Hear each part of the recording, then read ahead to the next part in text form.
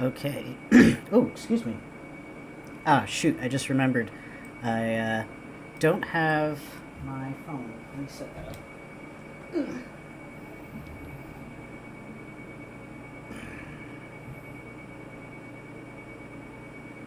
Okay, give me just 1 second. I'm gonna set this up on my phone.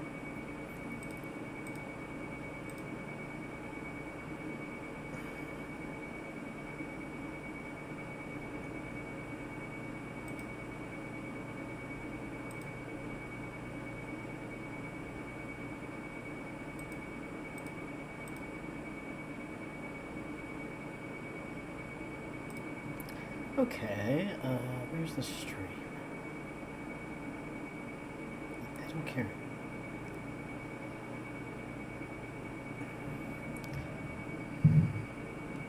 Alright. Hey there, hello. Let's just do a quick volume test. Okay, I don't want to watch that video. Sorry, guys. I do appreciate all the help everybody's giving me, by the way. It's been really surprising. The response has been really surprising and significant. So I really appreciate it. Anyways, I'm going to do a quick test to make sure the volume levels are okay. Hey there, everybody. So you may have been wondering where I've been for the last month. Well, I've been working on this really cool little program. Okay, I think that should be sufficient. Was that too loud, or did it sound a little weird or anything? I got hearts. I don't know what that means. It's a little zine builder. It turns my blog posts into zines that you can print out and you can share. I think it should be okay. All right, let me know if it's too quiet. Okay, so this is the actual video we're watching. We're not watching my video. Sorry. Oh my gosh, it's so quiet. I'm gonna put captions on it so we can also see what he's saying. It also helps me because I'm kind of like that, my brain. The end of the world began nearly 2 decades ago. In 2008, capitalism literally crashed out and destroyed millions of people's lives. They said it was all too big to fail, and yet it did, quite dramatically.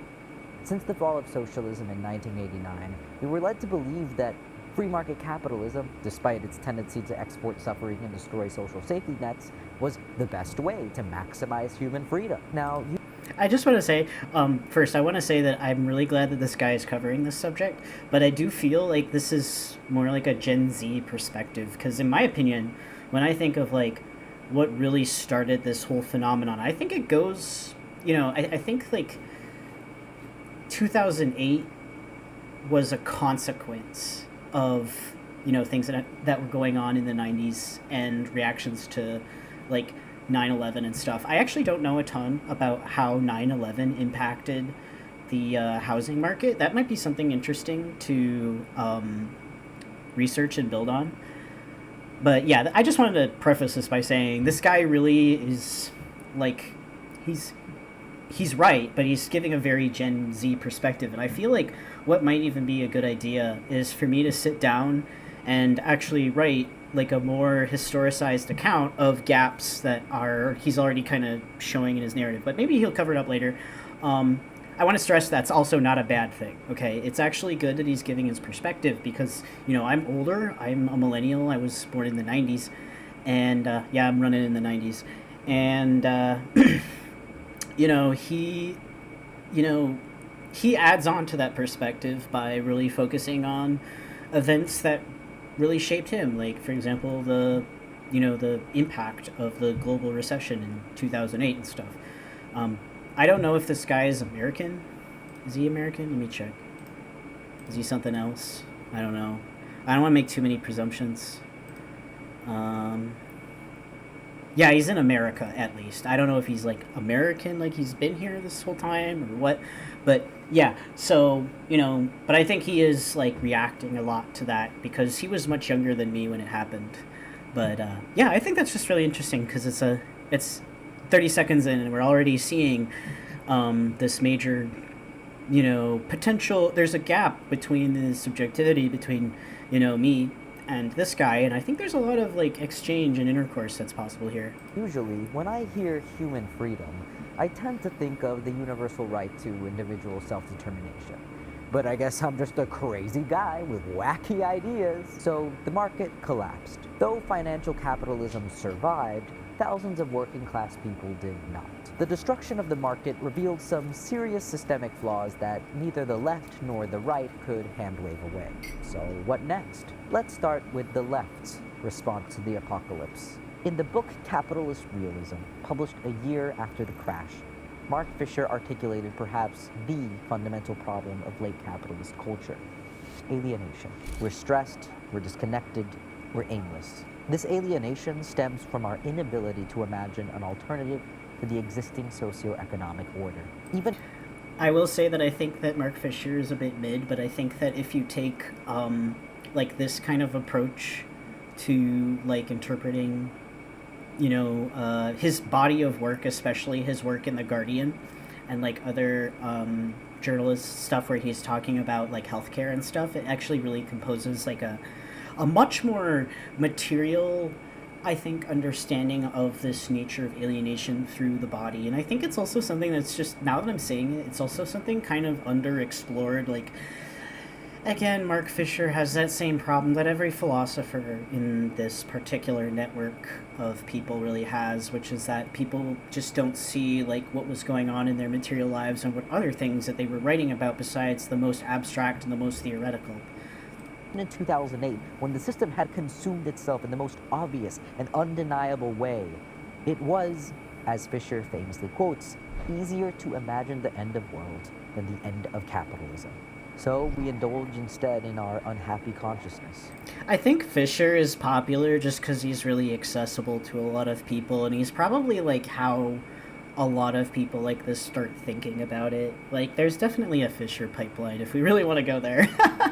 He's not like terrible or anything, but like, I don't think you can work a lot with it. I think it's more just something that kind of reveals something to you, but it's not something you can like do a lot with, Maybe I'm just missing something, but I think his most valuable work actually is, again, usually with these kinds of writers, like what they write about like in their lives. Like in his case, it was often the NHS and the failures of the medical system. So what do we do when we live in a broken system and everyone knows it? Does it even matter if there seems to be no alternative? This is it, and it sucks. But what if we were to indulge in a little bit of post-capitalist speculation? What would that world look like? Well, in the face of alienation, it's easy to desire a great return. Perhaps the thing capitalism was supposed to promise, human emancipation, might be found in some prior way of life. Let's go back to running around in the forest naked. Well, hold that thought. Take Mark Fisher's analysis. Wait, why is he talking about primitivists? Of the movie Avatar. In Avatar, a big evil capitalist corporation uses technology to destroy the Na'vi, a beautiful, primitive, organic society. The movie suggests, wow, if only us moderns could be more like these noble savages and follow their pre-technologized existence. But Fisher rejects this dichotomy. As he states, what is foreclosed in the opposition between a predatory technologized capitalism and a primitive organicism, evidently, is the possibility of a modern, technologized anti-capitalism. It is in this pseudo-opposition that Avatar functions as an ideological symptom. The issue is, rather, how modern technological civilization can be organized in a different way. In the later years of his life, Fisher tried to construct possible alternatives to the figure of organicist humanism that drives our desire to return. He called this project acid communism. Here he tried to articulate a forward-facing vision for the contemporary left, somewhere we could all go after capitalism. Unfortunately, in 2017, Fisher took his own life before he could complete the book. The project of left accelerationism seemingly died along with him. But the right's vision of the future is alive. I don't know. It's a little weird that, I will say one criticism I have here is the way that he's presenting, like, how people presented the futures is just within accelerationism, and that's not really true. There was a lot of movements actually going on, post-2008. Like, when I think of, like, conservatives actually around that time, accelerationism, and the Dark Enlightenment and those guys, I feel like I have to research acid communism a little closer. I don't know if I really fully agree with it. But then again, I'm very hardcore with the Guattari thing, so, I don't know how compatible those two are. Because, like, if it is, I don't know a ton about acid communism, actually, but, I feel like, I don't know, like, I'd have to really see what, like, Fisher's real, like, thesis is. But, yeah. Anyways, what was I saying? It is weird how he brought up primitivism. I think it was just he must have been just taking a quote that he thought was interesting with the Avatar movie. I don't know what's going on with that. I don't know a ton about Fisher outside of, like, I don't know much about his acid communism project. I do know about his writings about the NHS and stuff, but, like, I come from, like, a disability side. I'm not really interested in, I guess, like, left accelerationism. I don't really see the merit in accelerationism. But yeah, going back to what I was saying now that I remember, it's very weird that he's presenting it like the people were looking into the future just through the lens of accelerationism. That's not even true now. Like, that's part of the reason why, like, a big part of, like, the whole Project 2025 thing was actually, like, a religious fundamentalist movement. They've just not been, in my opinion, I don't think that movement has been able to establish very strong power within the current regime, in comparison to the accelerationists, but those powers still absolutely exist, and they've been around way before 2008. And then you have other political movements that spawned shortly after 2008, and I don't know a ton about these movements, but it's worth researching. I think the one that really comes to mind is the Tea Party movement. Does anybody remember that? Am I like showing my age? There was like a weird movement like in the late 2000s called the Tea Party movement, and it lasted for like, I think it dissolved around the time that Donald Trump was getting popular. It was a reactionary, like, it was a weird reactionary, like, return to constitution kind of group that was like, and they called themselves the Tea Party because they were trying to be all like, we love the American Revolution and everything. Oh god, somebody does remember it. I think the funniest part about that movement was Glenn Beck's 9/12 movement. It's like, there was a sub-movement that Glenn Beck had called 9/12. I swear to god, Glenn Beck looks like he's like, I don't know, maybe it's just me, but he looks like he's a sunburnt, like, he looks like he's gay. Like, he's queer. He's a certain kind of queer, but I can't put my finger on it, but it looks like he never uses sunscreen. That's just my opinion, man. Man, I'm gonna get shot. Oh yeah, god, you're telling me. I don't want to even, oh god, yeah. Reading your comments. Alright, let's keep watching. I'll talk all day. Post-financial crash, one man in particular fostered a terrifying vision for the world after neoliberalism. This is Peter Thiel. Unfortunately... LOL, expose it, Peter Thiel. Okay, guy who made this video, if you do ever somehow watch this stream, because I'm like a total F-list YouTuber, make sure that you actually upload your scripts if you're reading them, like, please, because, like, this is why, like, people who are hard of hearing, deaf, and, like, who use this subtitles like me prefer it when people upload their scripts, because it just, you get shit like this. It's... He hasn't killed himself. Thiel is currently the techno-libertarian specter that haunts our political social landscape. He rose to prominence as a tech entrepreneur and co-founded PayPal in the late 90s, alongside a... Oh my god, look at Elon Musk there. I'm really glad that he's talking about Thiel in more detail. That's something I really should have not brushed over in my own video. But yeah, oh my god, Elon Musk. He's always looked like that. Jesus Christ. Sad, balding man who fell into a wood chipper and suffered a horrifically slow and extremely painful death. Red flag number 1. Peter Thiel is a rich white guy who grew up in South Africa. I'm sure his family only did really good things for the world there. Red flag number 2. Thiel went through a libertarian phase in high school. Unfortunately, due to either... I know! I gotta bring up the libertarian thing. So I dated a guy who was a liberal who became a libertarian around that time. Because there was a lot of liberal white men who became libertarians around that time. That guy was a total creep. I'm absolutely convinced that he's a pedophile because of the way he talks about like women and girls. It's like very creepy. Like I do not trust his computer kind of situation. And he did some really fucked up things to me that I don't want to talk about publicly.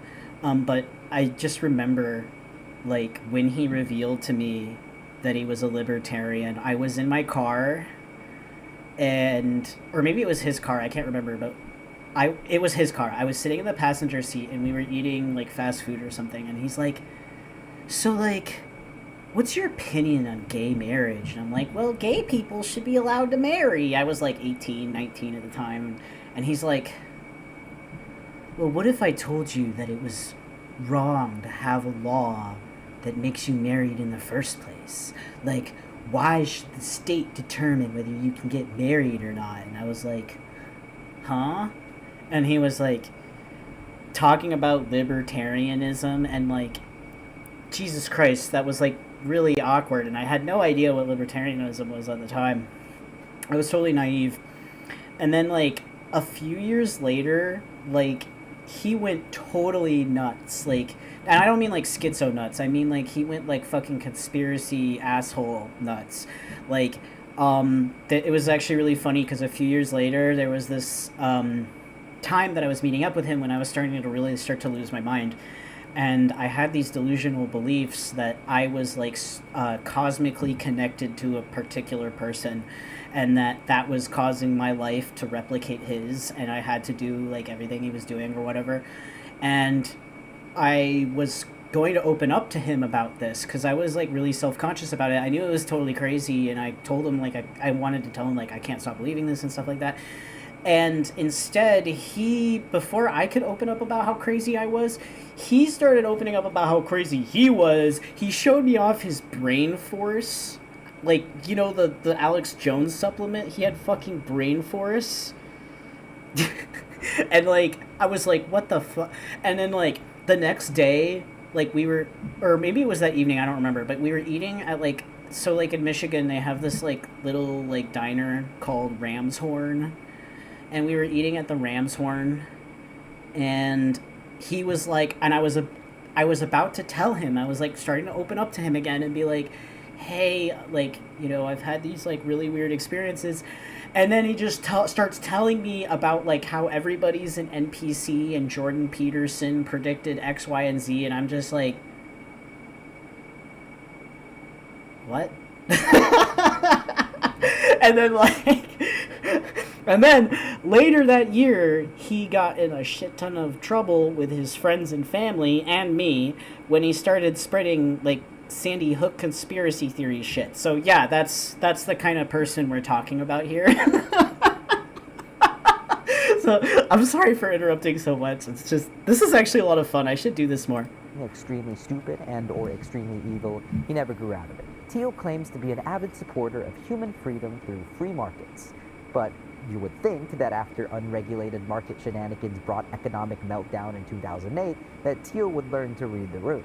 Instead, he doubled down on his libertarian ideology.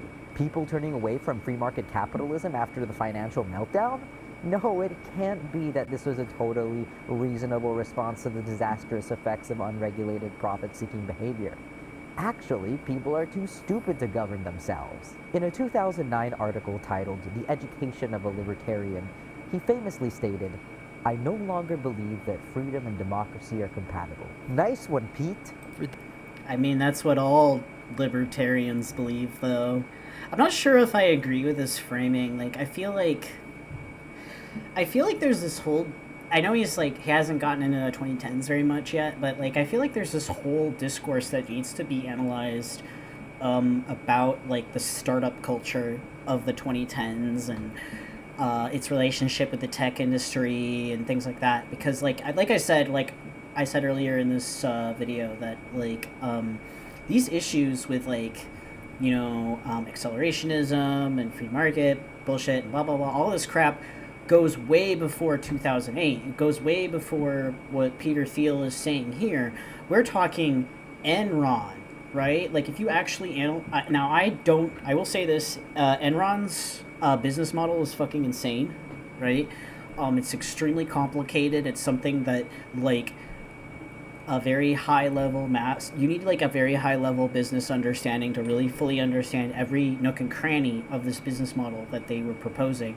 And a big part of that, and a big part of the reason why they were treated as innovators, right, was because, not because they were innovating like new forms of actual material value, they were innovating new ways to trade. And you might notice that, like, cryptocurrency and all of these other things that these guys are into with, like, free market trade and stuff, what it's really about is it's not with regards to value, it's not about the value of the things that are being traded. It's not the value, it's the value of the exchange, right? The value of what is being exchanged through people, and how to increase the value of that exchange.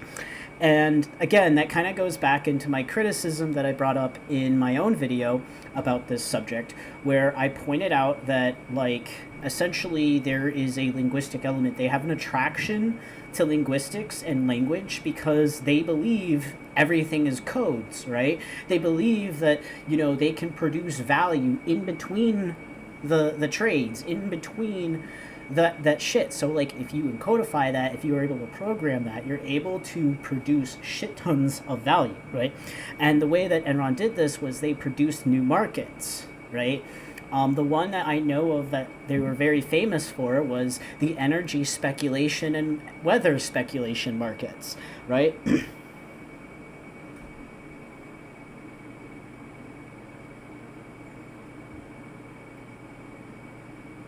Yeah, there's definitely was a evolution in the NRX movement as well, and I don't know how deeply connected Peter Thiel is even to, like, actual, like, accelerationists. Like, I know there's the effective accelerationists, but they're just a bunch of idiots who don't read, like, actual theory. So, like, that's not the same as the people who are, like, trying to conjure shit with Nick Land. So those of us who were libertarian in 2009, our education culminates with the knowledge that the broader education of the body politic has become a fool's errand. Yes, surely. The problem is that people are too stupid to realize that the answer to market-induced mass suffering is more markets. The 1920s were... I mean, he's a libertarian. What do you want? This is just classic libertarian shit. The last decade in American history during which one could be genuinely optimistic about politics. Since 1920, the vast increase in welfare beneficiaries and... Wait, Thiel is a student of Yarvin? What? Or do you mean he just reads Yarvin? Yeah, it is probably Curtis Yarvin. Curtis Yarvin is, like, the junction of all the dumb bullshit on the internet, and he just, like, he takes in all the dumb bullshit, and then he just projects it out. Like, he has nothing going on there in his subjectivity. He's genuinely one of the worst writers I've ever fucking read in my life. Like, oh my god. When I read, how Dawkins got pwned for that video I wrote, like, Jesus Christ. Genuinely one of the most annoying, obnoxious pieces of work I've ever read. And I read Richard Dawkins, and Richard Dawkins is a very annoying, obnoxious writer.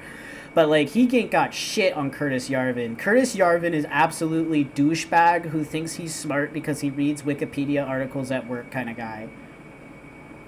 So, but yeah, they all love Yarvin because Yarvin just sucks up to this whole ideology that you can just produce value out of nothing. That's why they want infinite markets. Like I said, it goes back to the I mean, you can kind of see why I'm connecting this with, like, postmodernism, right? Because it's like, in a way, you know, people like Lyotard, like, discovered in the late 1970s when the postmodern condition was published? Yeah, like, Lyotard basically had a vibe where he was like, wait a second, this is bad, like, this is bad, actually, right? This sort of, like, constant, like, self-referential shit that just kind of goes in, like, an infinite loop. This is bad, right? This means everything breaks down, right? And Guattari was like, well, that's not how it works. That's not how it works. That's not how reality works, right? And so, and in fact, a lot of the video that I made back in May was basically pointing out, or was it April? I don't remember. But yeah, that video that I made was really about like how Guattari's critique was not really understood, right? Because there were a lot of narratives that were trying to uphold this sort of dualism and this sort of like separation between the machines that actually produce the language and the language itself, right? And what that has led to is we're living in a society right now where these people, these crazy lunatics, think that they can create value out of everything by, and like he said, creating more and more markets.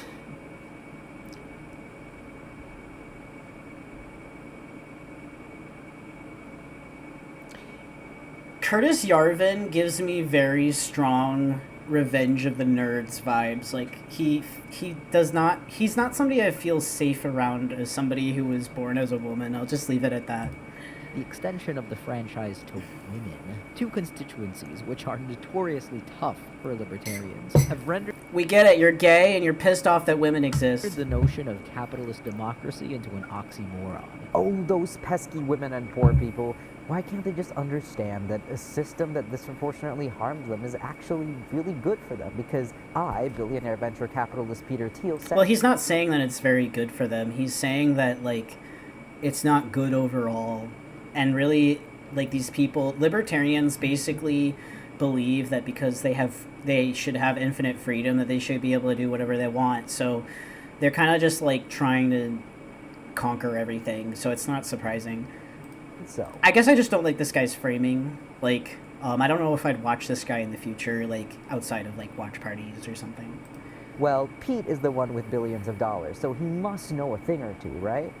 But it probably maxes out at 2. Okay, fine. Libertarians are low-hanging fruit. My apologies. So why even bring up old Pete? Because old Pete genuinely believed in what he said. So much so that he put his money where his mouth is. He's a technological optimist with a clear vision for the future. An all-encompassing end of democracy. The worst. I have no idea if it would be stable or not. I don't know how that would even manifest itself. I don't even understand if that's possible, but maybe I'm just not creative enough. I'm not the best economist. Of capital and the cultivation of the technology that'll help us get there. He concludes his post-crash essay with a warning. We are in a deadly race between politics and technology. Future will be much better or much worse, but the question of the future remains very open indeed. We do not know exactly how close this race is, but I suspect that it may be very close, even down to the wire. Unlike the world of politics, in the world of technology, the choices of individuals may still be paramount. The fate of our world may depend on... That's not true, Peter Thiel. People don't have individual choices even within technology, and the reason why is because user interfaces can manipulate you into believing anything. Like, seriously, if you just open the debug console by pressing F12 on your browser, you can send requests, or you can analyze the requests that your website is sending and then use a REST thing to emulate a lot of those requests. You can't do everything because sometimes how they work, I found this out with archive.org and I need to analyze how it exactly works to do what I want to do because I put it off because I realized it was harder than I thought it was. But basically what they do is they return a web page and then the web page generates something that allows work to be generated on the server, and then the server finally returns the page to you. But no, Peter, actually technology does not make us free. And I think that makes a lot more sense when you understand something like mobility technology. Like, you know, I started using a cane, and when you have a cane, you actually have limitations that are implemented into your whole bodily system, you know, the whole Gregory Bateson kind of stuff, you know. I don't know.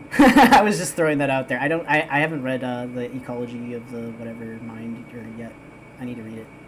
But I was just reminded of a presentation that I saw last year. That was actually the most interesting presentation at the Deleuze camp.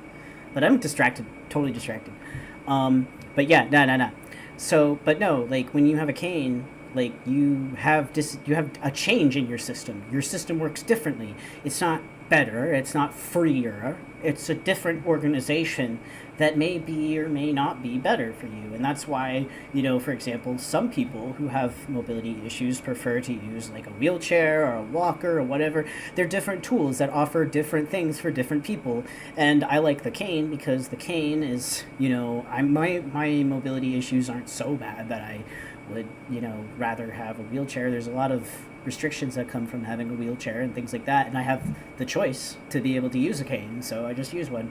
But I can't carry as many things with it, I can't use it while I'm using a cart, for example, things like that, so.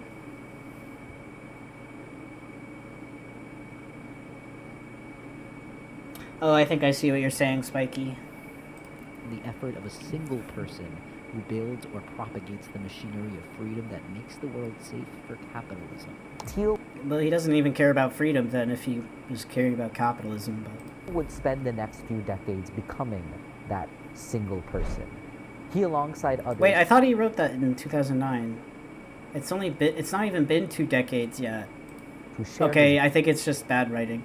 Oh, we got Musk, we got Yarvin, I don't know who that is. Vision would invest billions is that Vance? Yeah, that's dollars Vance. into building the future. Hey, my face blindness isn't so bad.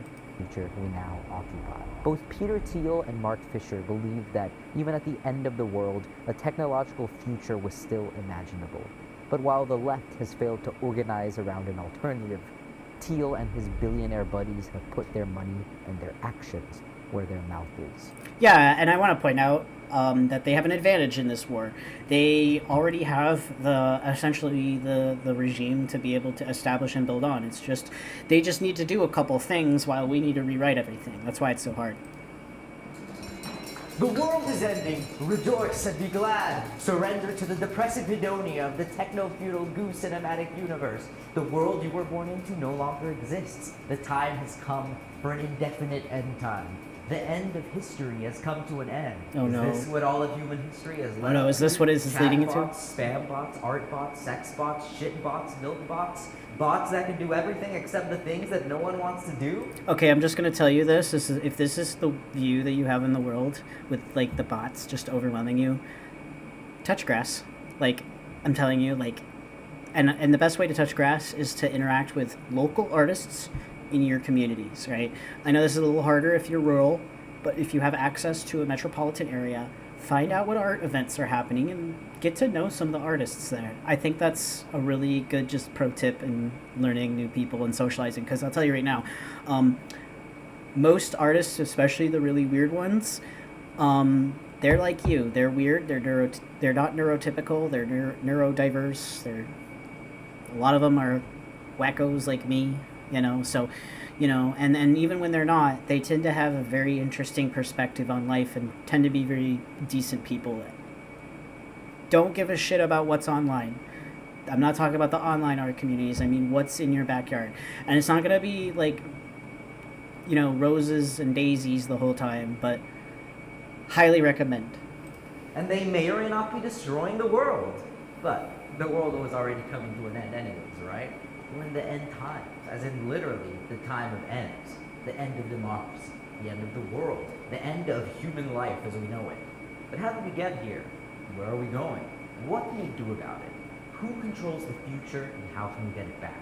This is a story about a battle of political consciousness, perhaps the final battle we'll ever wage. And AI is right at the center. Not because it's going to become sentient and destroy us, but because people want to use it to control other people. I don't think that's the real thing people want to do with AI. People want to replace people with AI. They want to get rid of people, right? Like, the current regime right now is trying to figure out ways to essentially force people out of essentially like comfortable ways of life or semi-comfortable ways of life. I mean, I'm living on stamps. I know it's not easy, but trying to force these people out of essentially their holes, and they're trying to figure out ways to either extract free labor out of them or eliminate them, just outright. That's what this is about. It's not about just controlling other people. Like, yes, there's propaganda and stuff, but really, I don't think like the AI generated media and stuff is really about like controlling the media. I think that what really that's about is like corporations like Disney or Warner Brothers or whatever are interested in saving a lot of money. They want to get rid of people they want to pay. They just want to generate money, right? They don't want to have to pay people for it, right? So they want to cut jobs, and they're trying to cut jobs of things that they think are can be made redundant with AI. A lot of how AI is being advertised to us is more a relationship with labor than it is with like even media so much, right? And it is true that AI is proliferating all over YouTube and things like that, right? But the reason why it's able to proliferate on YouTube and is not really proliferating in like larger media spaces, even though they're trying, right, is because if you're gonna do that for like a multi-million-dollar movie and everybody can tell it's AI and they're dunking the shit out of you, I mean, we've already seen what kind of losses that can generate, right? Like, I haven't seen Wish, so I can't say for myself, but some people were accusing Wish of having AI generated lyrics, and Wish fucking flopped, right? Because like just people didn't like it, people didn't relate to it or whatever, and like so I don't think we've had actually a good example yet of like trying to produce an AI generated movie. Like all the experiments that I've seen are relatively small scale and they've all flopped from what I've seen. So like I don't think it's about taking over the media. TikTok shorts though, that's a problem, I think. And I think that's a problem because the risk is a lot lower, right? Because you're not investing millions and millions of dollars into something even after, you've cut all these labor hours out of it. You could just generate it and upload it easily on YouTube, right? So there is that element, I suppose. But there is also something very interesting that I observed, although quite horrifying. So everybody remembers AI SpongeBob, right? Where they had like the AI prompts that people would generate for the SpongeBob character. They had a version called AI Dragon Ball Z, and this thing was, when I turned it on, it was literally white pride propaganda, like actual white power fucked up shit, right? And I was pretty freaked out by that. I think that's another way that like AI is being used for this, like AI models being poisoned, similar to Tay AI, if you remember that. I don't know, I'm just kind of rambling right now. Is there a way to stop this? Is this truly all technology can be? How do we fight back? I'm not sure, but I sure as shit need to shave. That's why this video is fuck you. Shave. No. I'm never going to get sponsors. It'd be really meaningful. The only way I'd get a sponsor is if it's something that's like publishing like cool literature. Like I'd have to really analyze what I sponsor. I'm not going to sponsor like a fucking shave commercial. It seems like the left has lost its faith in technology, and it's not a mystery as to why. We'll take a deep dive into Silicon Valley technofascism more broadly. And I wouldn't say that's true either. It's complicated. Like, you're not hearing about it because Silicon Valley is just very right-wing libertarian. It was founded on those principles. I mean, look at who actually started it, right? Like, people like, Jeff Bezos and all that shit. Those people weren't even programmers. They were script kiddies that shoved something together that worked, okay? And not only that, but they had a lot of angel investment from people in their lives. Like, who here knows that they could go and just get $50,000 from somebody, right? Like, no. I mean, even, I run a YouTube channel with almost 6,000 people who are subscribed to it, and, that's not going to be enough for me to get $50,000 if I looked at, I don't know how to do math very well in my head. So if I had 5K subs and then 50, that's what, $10 that everyone would have to give me. That's still like a lot to ask for, especially considering that some of these people probably don't have jobs or disabled because I make a disabled channel and blah blah blah. Like, that's the thing, like this culture of Silicon Valley, and I think something that's really coming out as this guy is making this is that he clearly doesn't have much experience with like technology, and that's fine. A lot of people who are discussing this don't, but I think it's worth pointing out, like, this is the culture that founded the modern technology sector, right? It's not about computers. Like, you need to understand, what outside people need to understand is that the reason why these people can think that AI can do their job for them and just print money is because they fucking hate computers. They fucking love money, right? They fucking hate the fact that artists actually want to use computers to make shit. Okay? Get that through your heads. All right? And that's why they are taking away all our goddamn fucking jobs with this bullshit that prints out garbage code that is super easy to hack.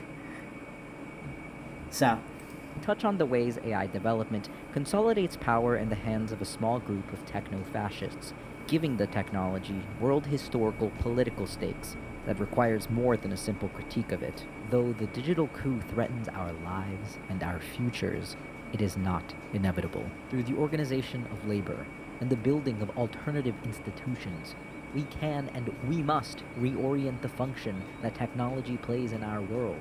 Here we answer the question, how? Okay, read Guattari, that's the first thing. I mean, he gives a lot of ideas. He doesn't give any answers, but he gives a lot of ideas. Just saying, he is an idea thief, but he's good at throwing them back at you. Now lie at the precipice of these fundamental questions. What should the future look like? How do we build a new world? And who exactly is gonna do it? Well, these are complicated questions, and we don't even know how to solve our current problems. So I think we need to focus on that first. But actually, I gotta give this guy a little bit more breathing room. I need to stop talking. Not only has the right-wing elite offered their answer, but they are quickly ensuring that theirs will become the final answer. Right now, billions are being poured into AI startups, political campaigns, and techno-fascist political architecture, projects that all give elite tech billionaires control over the future. Does the future belong in their hands? Are we gonna let them take it from us? Both geographically and counterculturally, the Silicon Valley of the 1960s wasn't too far from the hippie movement in San Francisco. The 1960s counterculture produced a generation of entrepreneurs interested in a technological revolution through personal computing. Okay, and you're not gonna contrast that to the leftists at the time? Come on! For the hippies, psychedelics functioned as a tool to raise the masses' social and political consciousness. For proto-Redditor Silicon Valley tech entrepreneurs, personal computing would play a similar revolutionary role. Early experiments in DIY computing culture, like the Homebrew Computer Club, had a huge influence in the rise of personal computing. Tons of these entrepreneurs and early tech researchers. I just want to respond to your comment real quick, Spiky. You're absolutely correct, and it's really funny because you can, like I said earlier, you can really see how Elon Musk is literally trying to manifest Ford through all of his behaviors, like literally Henry Ford, like he's trying to establish the fucking working communities, he's trying to fucking, he bought out Twitter to pull a Dearborn Independent, he's, you know, trying to buy out like governments and shit. Like, he just wants to be Henry Ford really fucking bad. And I'm just gonna say, I fucking hate seeing Henry Ford's name everywhere in Detroit. Like, Jesus Christ, hate that fucker. Hate that fucker! Were doing the same drugs that the hippies were doing. For them, personal computing would allegedly liberate the individual from the old government-funded computer bureaucracy. The 1980s brought big venture capital investments into the valley. And by the 1990s, this hippie utopia vision of computing morphed into a kind of techno-progressive libertarianism. Hold up. Some of these companies are... Whoa. IBM is from the 1890s, if I recall correctly. You might want to provide a little bit of context to where these all came from. I feel like you could have spent the part where you're talking about the 1980s, like, actually explaining how some of these came forward. Like... I don't know all of the history of these. I'm pretty sure AT&T is older than that too. Don't know about the others on the top of my head. I know Microsoft and Apple, but I don't know about the others. Toshiba, that might be an older company as well.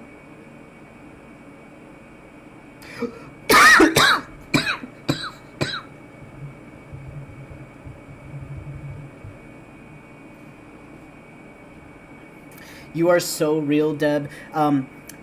I've talked about this before, but I used to be a ROM hacker.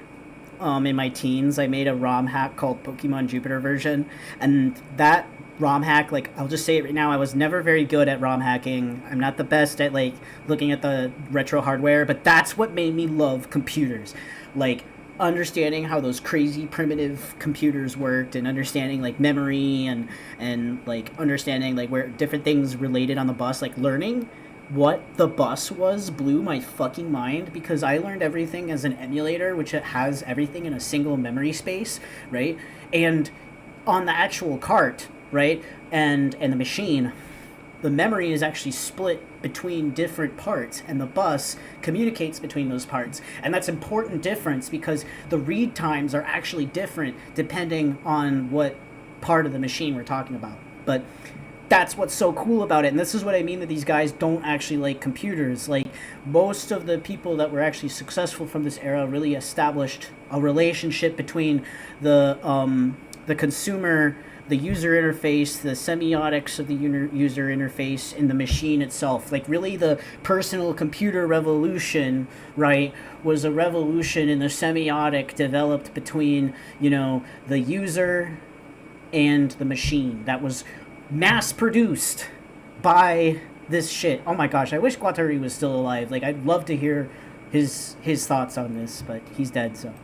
That some have called the Californian ideology. As Richard Barbrook and Andy Cameron write, the Californian ideology was, up until recently, a bizarre mix of the freewheeling spirit of the hippies and the entrepreneurial zeal of the yuppies. For much of the 20th and 21st century, Silicon Valley entrepreneurs were neither traditional big business conservatives nor big government progressives. According to a 2017 study of tech entrepreneurs, most were very socially liberal, supportive of redistributive economic policies like high taxes, but staunchly against government regulation of businesses.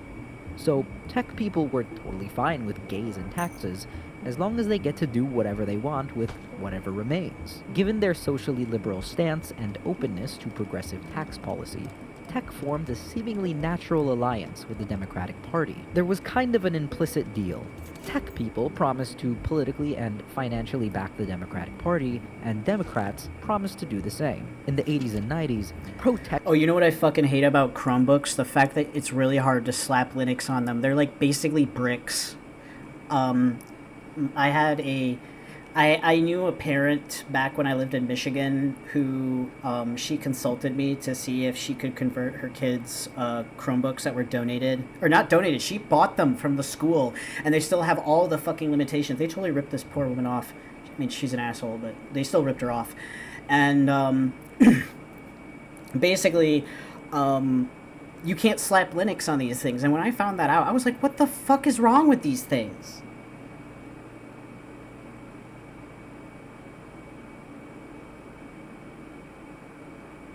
Yeah, you're totally right, Dib.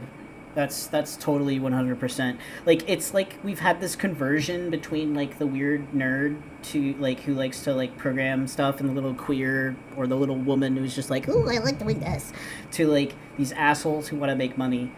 And I think that this guy really glosses over that. Like, I think that there's a lot more to be said, but I think that a big part of it is because this guy is clearly a reader, and he's not, like, I don't think he's actually super interested in computers. He doesn't come off that way.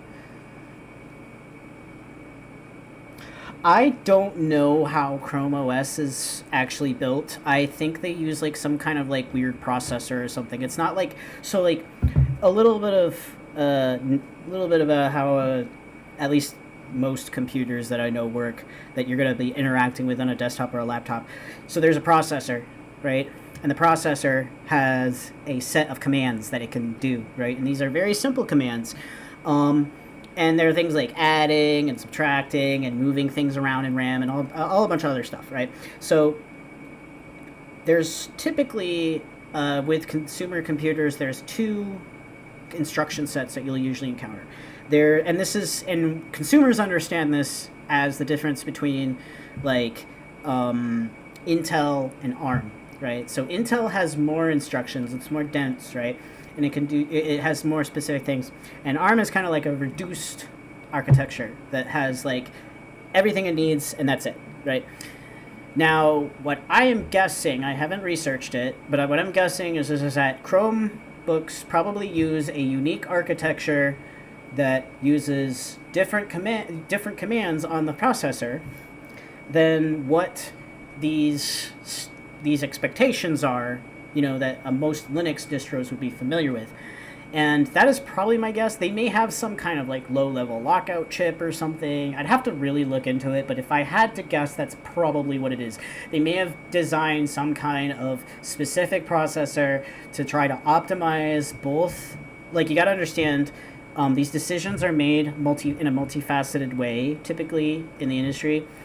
But they were weighing the differences between like different factors, and like you have the potential optimization that may come from the software that's running on it versus like the power consumption, and then the price and things like that, but also weighing in control over the user experience. And this control over the user experience is something that has also been experimented a lot with other Google products, but is also a paramount feature of Apple products, and part of the reason why many software people like me refuse to use Apple products, because they are designed from the ground up to restrict the user experience and control everything, right? Like, you think Microsoft is bad, Apple takes a run for their money.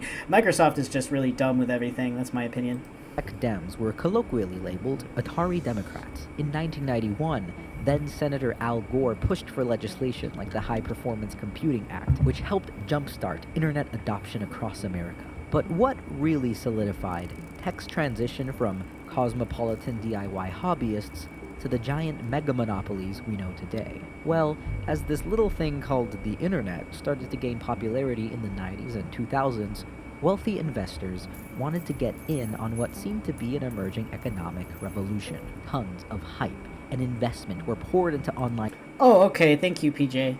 I literally don't know anything about Chromebooks, so I was just kind of speculating.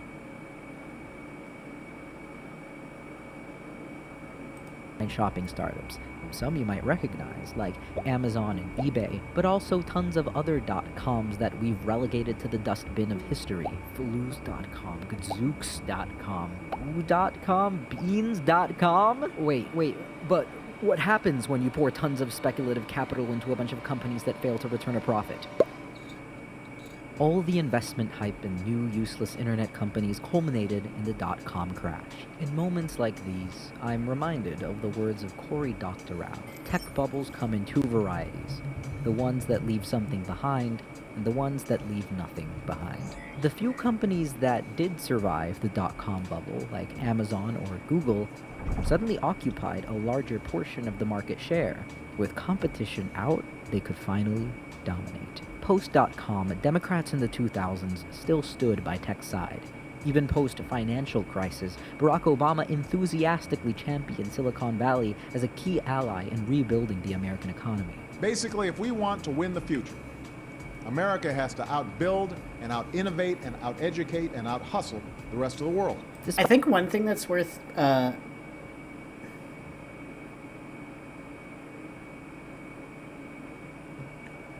I think like one thing we should point out with this particular segment, right, where he's discussing like this transition, something that he's really missing here is the aesthetic that you could even say ethico-aesthetic paradigm, as what Guattari would call it. There's a very strong aesthetic drive that shaped all of this that he's talking about, right? And this is something that I think is kind of missing from his analysis, right? It feels like there's a lot of gaps here, but one of the things that's really missing is like the discussion of the aesthetics that drove people's relationship with this consumer technology. Like, we all know about Frutiger Arrow, right? Frutiger Arrow or whatever it's called. I hate that shit. God, I hated it when it was around, and I hate it now that it's getting a comeback. It's fucking stupid shit. But basically, that whole aesthetic was appealing to this kind of belief that we had post Soviet Union, right?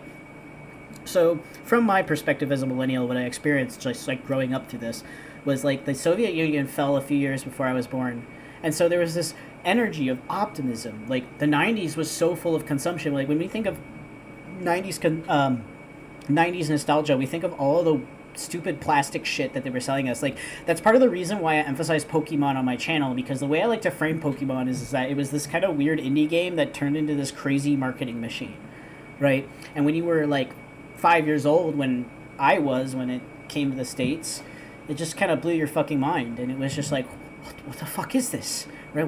What's going on here? Like, and it's surrounding you everywhere, right? And along with this came like this attitude of like infinite optimism, right? And what really shot down this optimism for many Americans was 9/11, right? So you're like, wow, everything is amazing, everything is great, and then the Twin Towers happened, 3,000 people die, and all this shit, and we're going to war, and all this crap, right? And you got to remember that this period, it's kind of funny because I was nestled right between the Gulf War and the Iraq War. So the Gulf War ended right before I was born, and then the Iraq War happened like when I was 10, I think. Yeah. And so like you have all of this, like, and the thing is that I think 9/11 and the Iraq War really just like accelerated the American population's feelings about like, we need to protect this optimism. We created this wonderful world where capitalism can be free, and now we have a new enemy, right? And this kind of created like a very aggressive like attitude within America, and I think that fueled a lot of the speculation that was going on in the 2000s, right, regarding the housing market, right? Now, in regards to these technologies, you can see how this kind of plugs in to this sort of techno-optimism narrative, because these technologies, anything is possible. Like, if you read Guattari from the 1980s, he's like, whoa, he actually has this really, Bifo has this really cool account, actually, in his book about Guattari, where he's, like, saying that Guattari kind of, like, pulled everybody aside, like a totally manic maniac, and he was like, dude, in the future, people are going to be connected to all these machines, and they're going to be talking to each other. It's going to be cool as shit. Like pirate radio, that ain't shit in comparison to what's going to happen next, right? Yep. It is very interesting. Yeah, the 2008 really did end that vibe where it was like, yeah, we're cruising now. It made us like drop back into the real world. And I think what it also did was it created like a very large separation between the working class. Like I think one of the big major things that like 2008 and 2009 really did was it made white people in America realize that there was a difference between them and like the super rich. Right? And like, all right, see ya, have a good day. Yeah, but I think that they had like a separation between, like them and the super rich. I might have to split this into 2 episodes because I'm like talking so much. It's already 9. I'll probably call it quits at 10, and I'll do the rest of it like later in the week. Probably not tomorrow, but I'm only 15 minutes in and I'm just like going off. But yeah, sorry for my boomer storytelling. Despite tech companies consolidating all this power in the late 2000s and mid-2010s, people were still optimistic about social media as a force for innovation and democracy. What's the need for a political economic reckoning when we can post our way into the future? Now, well, it's complicated because, like, I think part of the problem was just that, like, when people came into, like, using social media and stuff, like, so, like, think of the 90s, right? We were using, like, AIM, and we were using message boards, and, like, really, and email lists and stuff. I know! Oh my god, you read Guattari, and you're just, it makes you so angry. It just makes you wish that Richard Dawkins never fucking found out about him, so, like, tech queers like me could have found out about him earlier. I will say, though, he did save my life, so, like, I found about him just in the nick of time, I guess. But, yeah, so, like, what I was saying earlier was that, like, we were always kind of, like, codified into how to interact with machines, because, like, before, when it was computer nerd stuff, and we were fucking around with, like, just the machines themselves, like, one, we could build whatever we wanted, and that took a lot of work, and most people don't want to do that. And then 2, you could use something that somebody else built, but it was usually buggy, it was silly, it had weird things with it. You had to, it was jank, and that's something we also see in, like, FOSS software, like, you know, we all know that FOSS software, even though it's awesome in many ways, there are some limitations, and that's why a lot of people prefer to use like commercial software. And it's really weird. There's also like this kind of like cult surrounding using a branded thing, but I don't want to get too distracted. But yeah. Basically, our understanding of how to communicate online was dictated by these user interfaces that were presented to us. Like, when we found out about MySpace, well, that gave us the ability to establish territories on a website that we could, like, go and explore other people's territories. And by, you know, generating, like, a kind of space where we can interact with each other and, you know, we didn't have to do so much in real life. We didn't have to go out all the time. And in fact, a lot of people notice that people just don't go out a lot anymore, right? In comparison to how it used to be. Like, people used to go out to the mall all the time, and now they're becoming, you know, now they've been going out of business for the last decade because of we socialize a lot on the computer. But what does it mean to socialize on the computer? It means that we're socializing through user interfaces that have been designed from the ground up to, you know, for certain kinds of interactions, right? Those interactions may have been innocent at first, but when people realize that there's money to be made, like, think about how Twitter, for example, interacts with, like, you know, certain feeds and algorithms to try to serve you certain kinds of ads, certain kinds of media. I don't know what it's like now. I know it's a piece of shit right now, but, like, you know, back when it was usable, I guess. So, same with, like, different kinds of, you know, communication software. Like, it was always about trying to figure out how to control the flows of people's interactions so that, you know, you can maximize profits, right? And as a result, you know, and we as like users are not consciously thinking about this. We're not consciously thinking like, oh yeah, Twitter and Facebook have JavaScript that reads every single fucking thing that we're typing and then sending it to the server without us knowing, so that when we erase and rewrite tweets or just delete tweets entirely, you know, they're actually being saved somewhere on a server somewhere. And that is actually something that actually did happen, by the way. We don't know about that as an end user. We're just thinking about it like, oh, this is a new form of communication. And I feel like he's kind of exaggerating like how much was actually funneled into these interfaces. It's a bit more complicated than like everybody was deciding to protest on the internet right now. That's not really true. I mean, think about like the whole 1% movement, which, by the way, the 1% movement was like, or the 99% movement rather, that had a way more significant presence than anything that's going on now, and that's really fucking embarrassing. But yeah. There were reasons to be optimistic about the internet in 2011 and 2012. Social media played a central role as a tool for political organization in the Occupy Wall Street movement, in the demonstrations that broke out across the Arab world, now known as the Arab Spring. I think it's easy to forget that we used to be optimistic about social media. Social media used to be cool and new. It used to feel like the beginning of a revolution. I don't feel like it ever felt like that. Like, maybe it was just I was too conservative back then, but it just, I don't know. Like, I may have just not been politically involved enough. Any moment, an internet hacktivist would blow a new whistle, or Tumblr would invent a new gender. The internet wasn't always a narcotic vortex with the ability to destroy your... I don't think those two things were really related. Tumblr was kind of its own machine. I don't know. I'd have to analyze Tumblr one day. That shit really fucked up a lot of queer people. Perception of time, foster political instability, and deplete your ability to feel natural pleasure. So what happened? Well, unfortunately, this is where he comes in. In 2016, the United States elected Donald Trump as our 45th president. Okay, I'm just gonna be real with you. Social media optimism definitely was not cut off by Donald Trump. There was definitely shit going on before then where we were kind of getting tired of that shit. And, well, it's hard to overstate the significance. The shock. How could this happen? People searched for some kind of explanation. White working class resentment, good old-fashioned American bigotry, unexpected backlash to neoliberal globalization, probably all of those things. Though many fingers were pointed in many directions, a good chunk of them pointed to social media.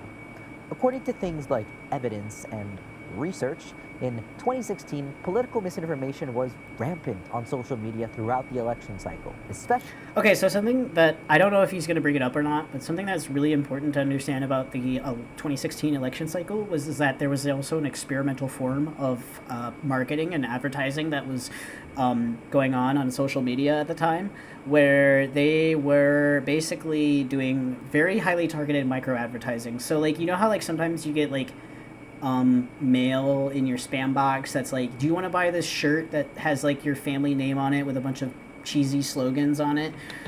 Basically, that's a form of micro hyper targeted advertising, right? They find out something very specific about you, right? Like maybe like your interests or something like that, like a very specific interest that is only going to intersect with maybe 100 other people, right?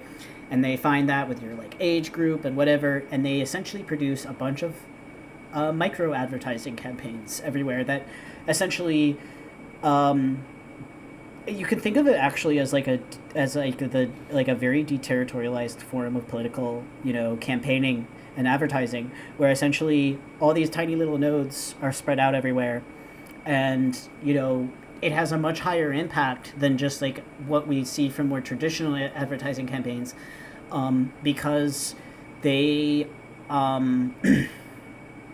they target like very specific ideologies. They're able to take a bunch of different ideas that are generally like conservative leaning and sometimes not even conservative leaning, and pull them towards this funnel of Donald Trump. I mean, I think people forget that the 2016 Donald Trump website had a bunch of stupid pages targeting minorities and stuff like that. So you could kind of see how he was trying to grab things from everywhere, right, in this like huge machine. And what's also really important about it is to understand, and I'm sure he's going to talk about memes. Like, if he doesn't talk about memes while talking about Curtis Yarvin, I'm going to scream. But memes were very important with this, because what memes do, right, is that they produce non-linguistic forms of communication. Right? They have lots of language on it, right? But they also, you know, form like these sort of deterritorialized relations and machines and stuff between like references and all these like meta things and all this bullshit that rapidly communicates and expresses like a new kind of like thing that's replicated in somebody's mind, essentially, right? Like, memes are just very like efficient at communicating certain ideas and plugging them in to things that already exist. And memes, just like these advertising campaigns, are highly targeted. So, especially on sites like Facebook. I don't want anyone to use our tools to undermine democracy. Murmurs LOL. about the way Okay, the that's really 2016 funny. election was swayed by Russian-backed misinformation campaigns on social media. And to be clear, these were all plausible accusations. There was, and is, substantial evidence that there was Russian interference in the 2016 election via coordinated social media campaigns. People were indicted over this. Mark Zuckerberg, being the good lib he was back then, willingly collaborated with the investigations into his platform. We are actively working with the U.S. government on its ongoing investigations. he wasn't a good lib back then. He was just trying to cover his face because a few years later he would be accused of all of those fucking Cambridge Analytical things, but I'm sure he brings that up. Into Russian interference. Still, in response, public opinion soured against social media companies. You're right that in 2016 we were on our back foot in terms of preventing Russia from attempting to interfere in our elections. Democrats started to turn on big tech. In fact, this is actually when we start to see the term big tech come into popular use, and it only got worse. Does Cambridge Analytica sound familiar? Yup. This company, called Okay, so he does talk about it. Ha! I knew it. Cambridge Analytica hired researcher Alexander Kogan to do some psychological research through an app called This Is Your Digital Life. Users were paid to take a personality test through the app, and agreed to give this app access to their personal data. But unknown to the users, the app also collected data about the test takers' Facebook friends. Through this app, Cambridge Analytica acquired tens of millions of users' Facebook data. While it was against Facebook policy for researchers to use this data for commercial purposes, Cambridge Analytica did it anyways, because duh. They sold tons of harvested Facebook data to political campaigns, like Ted Cruz's, and yep, Donald Trump's presidential bid. When the full story broke in 2018, the public backlash was enormous, particularly against Facebook, because Why was the company able to do this in the first place? Why didn't Facebook put more guardrails on our sensitive user data? This was a major breach of trust. And It's because I'm just going to tell you from personal experience. Now, I didn't work for Facebook, so I'm not talking about Facebook, but companies care a lot less about your data than you actually think.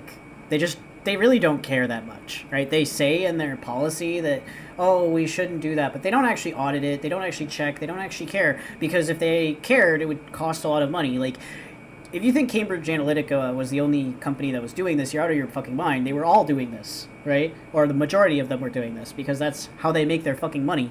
They have all this research and shit to do, so, like, you know, that costs money to do. So that's how they're funding it, right? And like, Mark is just playing stupid here. Like, he fucking knew. Like, anybody involved in, like, tech and data and shit like that, they know that unless there's a huge fucking law that's gonna fuck you over, like HIPAA or, like, defense contract shit, they don't give a fuck. Because why should they? There's no law for it, and they don't want laws anyway. They already explained that. and I'm really sorry that this happened. I'm really So sorry. that implicit deal between Democrats and tech, yeah, that was over. The liberal establishment had enough of big tech. So, Well, I don't think that was really what happened. I think there was, like, a lot of, like... I think the thing was that these big tech companies were always libertarian, right? And Democrats were, like, you know, interested in their developments because they could be used to spread more of, like, a neoliberal kind of whatever. And in fact, like, Facebook was kind of instrumental in that because of, like, its influence in, like, Africa and shit. And same with, like, YouTube and Google. But I don't know, this doesn't feel like... I feel like what bothers me about this, I wish he had, like, a consultant with somebody in tech to kind of, like, orient some of the things in his script, because this kind of makes you think that the real reason why, like, libertarians, like, backed away from like, Democrats, and why they stopped supporting Democrats, and why they broke up was because of this election, and that's just simply not true. That's simply not true. Like, it's like it's kind of like we can see that with Elon Musk right now bitching about, like, how he hates the spending bill because he's not getting money about it. That's what it's really about. That's what it's really about. They're libertarians. They want your money. we got the misinformation backlash, we got the Cambridge Analytica scandal, and just as a final FU... Oh shit, I just missed like half of chat. Sorry. Widely covered research comes out showing that phones make people sad. Social media was supposed to be the great liberator, the new frontier of democracy and digital utopia. But unfortunately, social media also enables the most malicious actors. People can just, like, lie and be racist and make money doing it. In the liberal imagination, big tech shifted from heroes of the future to villains of today.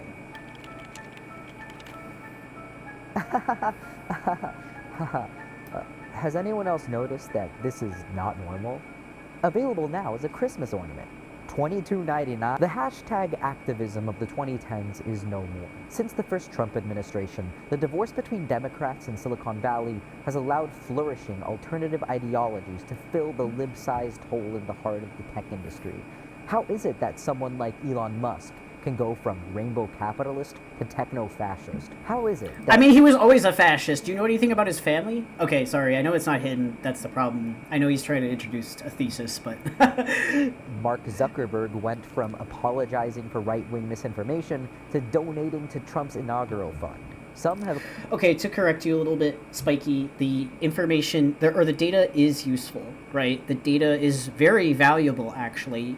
That's the reason why they're selling it. They just don't care, right? Because if they don't get caught, nothing happens. And even if they do get caught, a lot of the times, not very much happens, right?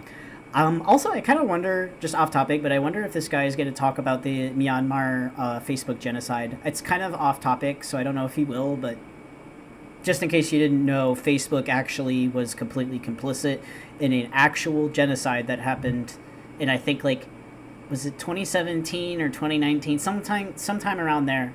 But, like, they literally allowed for the secret organization of a bunch of, like, crazy fucking, like, militiamen to murder, like, hundreds of people. called the rise of right-wing thought in Silicon Valley the Tessero Bundle, the Nerd Right, Hello. Techno-feudalism, effective accelerationism. But what links these trends together? Profit? Eugenics? Well, it's not just about short-term dollars or allegiances to specific political or racial identities, though that is a part of it. Tech CEOs and entrepreneurs want to build and control the infrastructure of the future. But how does Trump's Christian nationalist base mix with amoral elite tech villains like Musk? It's because he was using that base to try to get elected. He doesn't actually give a shit. No, these people don't actually give a shit about like using that. They just want to control people. First, let's consider how the material interests of big tech have shifted to align with the right-wing political machine. As we discussed, tech used to have a deal with the Democrats. Tech vowed to support Dems politically and financially. Okay, yeah, that is 2019 probably. I couldn't remember the dates. That was also around the time I was going really schizo. So, but I remember reading about that, and like nobody else talked about it, and people still don't talk about it. It kind of fucks me up a little. And Dems vowed to let tech do its thing. But with the Cambridge Analytica scandal, the Russian collusion scandal, and the case against social media as a vortex of misinformation, Democrats started to form an antagonistic relationship to this dominating figure they began to call Big Tech. This antagonism fully solidified in the Biden administration as his FTC and Justice Department pushed for antitrust cases against companies like Amazon, Google, Meta, Apple, and Microsoft. And there's more. Biden's admin pushed for regulations against cryptocurrency and signed... Okay, I do feel like pointing out right here that I think that the regulation of cryptocurrency and the regulation of big tech are somewhat two different spheres, because Web 3.0, like, Meta's involved in it and shit like that, but a lot of, like, what like brings crypto people in is to try to get away from that big tech shit. There's a lot of connections on the top, but yeah, I just think that's worth pointing out. I think there was two separate motivations for those things, because like with crypto, you had a lot of people making really shitty investments and getting rug pulled, and then with other crashes that were unrelated to being rug pulled, but then you have also like the big tech regulation. I think those are two separate things. I think it's worth to distinguish that. And executive orders on AI that some big tech players saw as hindering innovation. Now, Biden's actions here aren't unwarranted, but if we want to understand why tech CEOs ran away from Democrats, these actions provide a simple answer. Big tech hates regulation, and Democrats wanted more of it. Meanwhile, so PJ, you know what's very interesting? In the three ecologies, Guattari actually suggests for a kind of political organization where groups spontaneously form to do things and then they dissolve, right? And it's very interesting because the right seems to have actually figured this out much faster than the left. And I think a big part of the reason is because the current flows of desire that have been constructed in the last 100 years, essentially they're flowing downriver. They're just going along with the flow of, you know, the inevitable conclusions of these things, while we have to go uphill.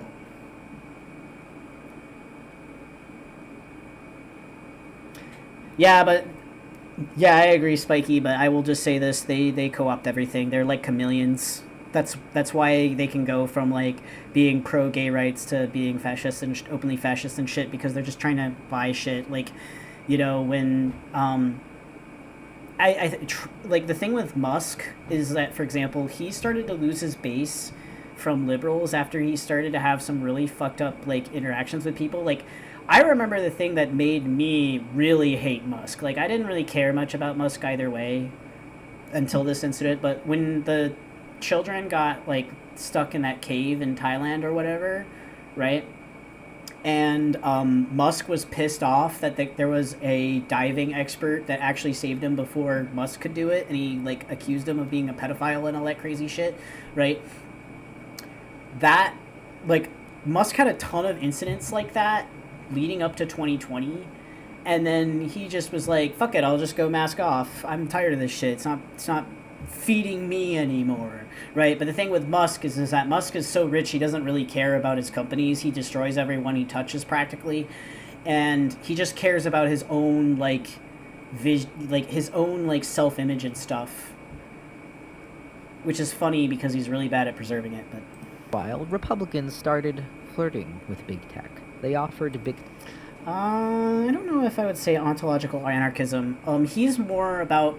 I think the way to describe what Guattari's politics is that he sees everything as a bunch of institutions that are producing the world that we have today. So we have a bunch of machines and they're producing what we have today, right? And he wants to rearrange the machines on all sorts of different levels, right? So like, he wants to rearrange the micro-political and the macro-political and our relationship with like ecology and our relationship with like politics and all this crap, right? And even our minds, right? He wants to reconstruct all those relations. He wants to build institutions that serve people. So I wouldn't say, I don't really like when people say he's anarchist, because he's not anarchist, because that would imply in his ontology that everything should be schizophrenic. And that's the whole problem.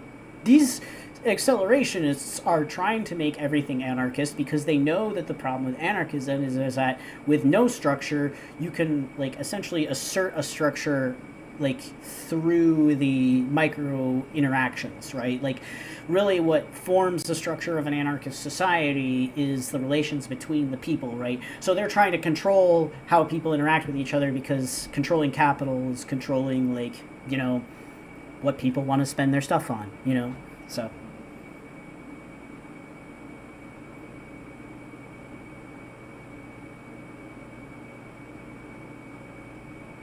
I know, it's really frustrating. Like, this is part of the reason why it sucks that Guattari has been buried for so long, because I feel like he answers a lot of the questions that Mark Fisher killed himself over.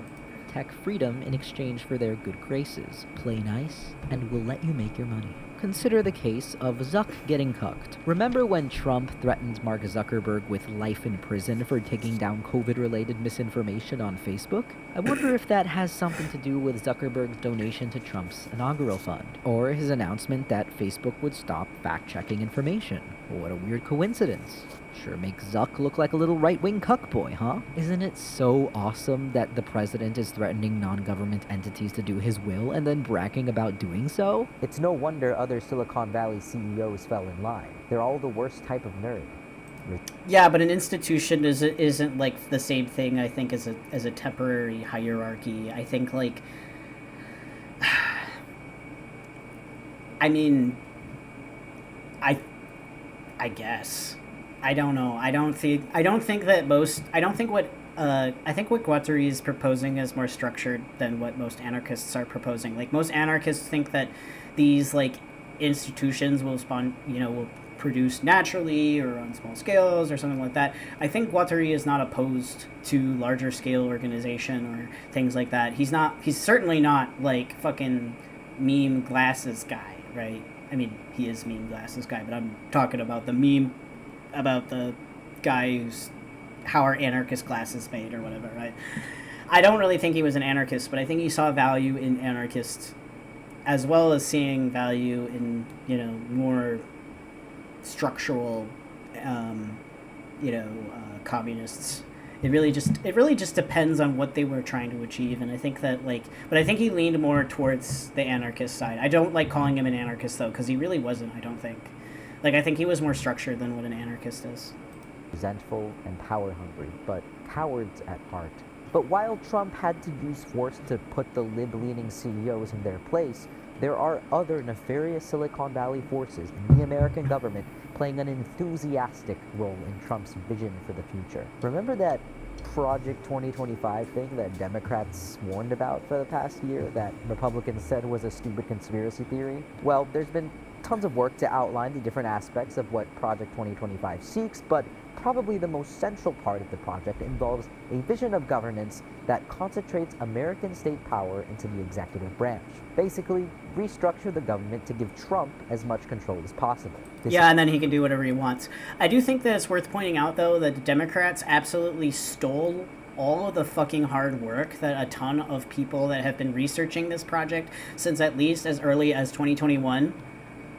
There's been a lot of hackers and stuff who have released a lot of emails revealing this stuff, and Democrats just stole what was public knowledge and never acknowledged the people who did it because they were hackers and stuff like that, and a lot of them were transgender. So I think that's worth pointing out.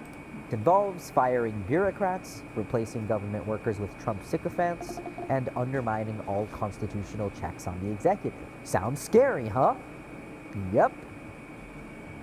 So, now that Trump has packed his administration with Project 2025 architects, fired thousands of government employees, and is explicitly hiring new ones based on their loyalty to Trump, it's looking like Mexico City is really nice this time of year. But there's a curious other part to how this takeover has played out. Trump's close alignment with high-status tech CEOs, like Elon Musk. Trump brought Musk on board to lead the Department of Government Efficiency, or DOGE, a new entity tasked with removing the unelected government bureaucrats causing waste, fraud, and abuse. How? I don't know. Maybe. Waste, fraud, and abuse actually is a term borrowed from the insurance industry, by the way, if you didn't know. Maybe Elon Musk, the unelected bureaucrat, will tell us one day. And although Trump and Elon seem to have a rocky relationship now, Trump has tons of billionaire pets to choose from. How did this alignment happen? The many tech entrepreneurs orbiting the Trump administration have their own plans for the future of this country. There is currently a group of extremely powerful... Oh my god, that photo of Elon Musk is fucking hilarious. Holy shit. What is going on here? What we got? Alright.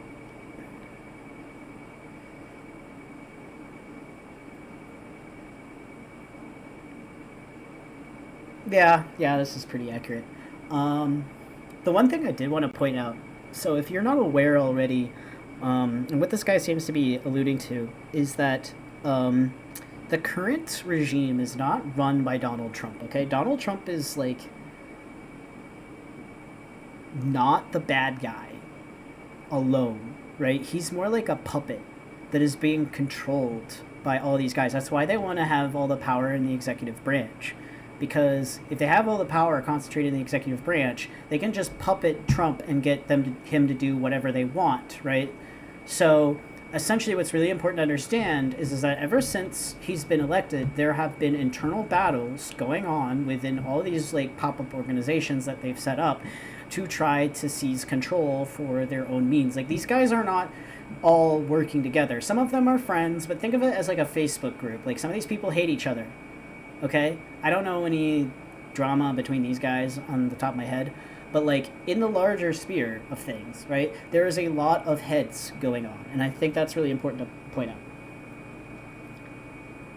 Let me just catch up on the messages. So, the thing with Guattari and structure, right? So Guattari basically believes that structure emerges through these processes that start at desire, right? And desire essentially organizes things through like it doing stuff, if that makes sense, right?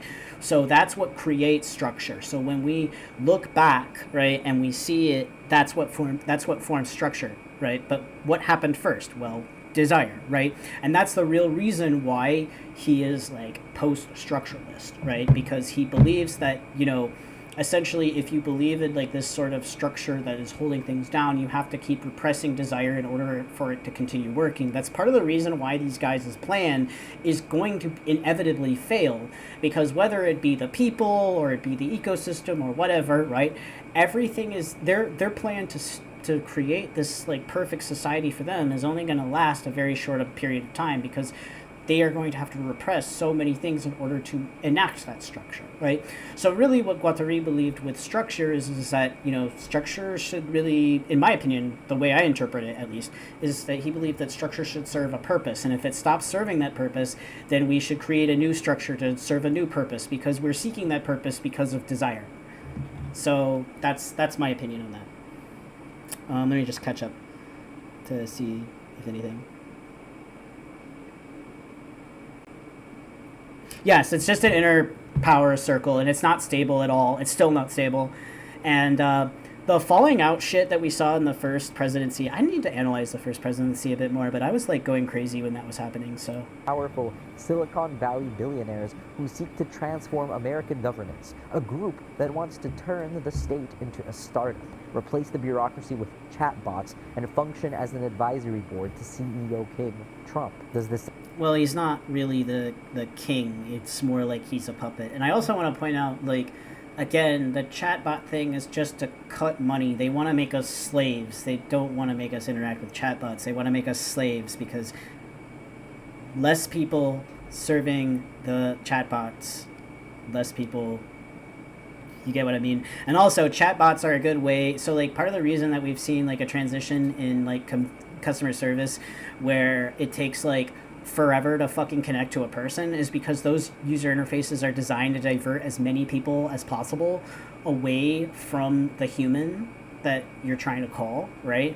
Because they figure that people will give up, they figure that people will get their needs taken care of by some other service, or they can do it online or something like that. Basically, they're trying to divert as many people away as possible from interacting with a human being because that human being needs to be paid, right? That's what this is really about. Sound like a conspiracy theory? Well, what else am I supposed to call a secret plan by a group to do something unlawful? But there's other players here. Mark Andreessen, billionaire venture capitalist, currently works as an advisor to the Trump administration's Doge. Peter Thiel, another billionaire venture capitalist, is a longtime Trump advisor and personal mentor to Vice President J.D. Vance. We met Peter Thiel before in this video. He co-founded PayPal alongside the man we're all waiting for something to happen to. But PayPal wasn't just a one-time good idea that made the two a quick buck.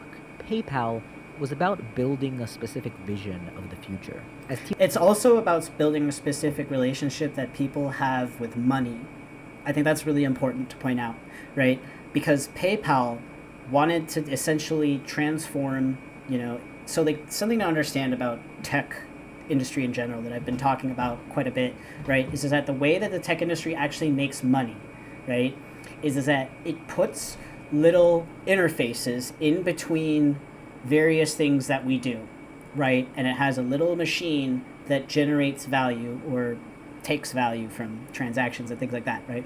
So PayPal, what PayPal's vision was that, hey, people are having a hard time sending money online, right? They can't send cash in the mail, and writing a check is a pain in the ass, and whatever. This is a big problem. And something that's really important to know is that PayPal was actually very closely connected with the development of eBay, right? And you can kind of see how those two connected together, especially in the 90s and early 2000s, where like we just didn't have that ability to exchange money safely. And yeah, credit cards, you could do that too, but we didn't have security back then, right? Our security sucked ass in comparison to what we have today. So that was just not safe. And so PayPal offered an alternative to consumers, but that alternative, remember what I said about earlier about how user interfaces control how we interact with things, right? There is no freedom in mass distributed technology. The user interface imposes a hierarchy of semiotics to you to control your behavior. That's why it's hard to close an account. That's why it's hard to stop paying for a service. That's why it's so hard to cancel things, right? Because those are things they don't want you to do. And they want to make it as hard as fucking possible for you to go and do those things, right? And so PayPal was designed in a way where every single transaction that happened on PayPal would take just a little sliver of money. And every single one of those little slivers generates a shit ton of fucking money because, again, they're trying to inject a value generator in between these processes, right?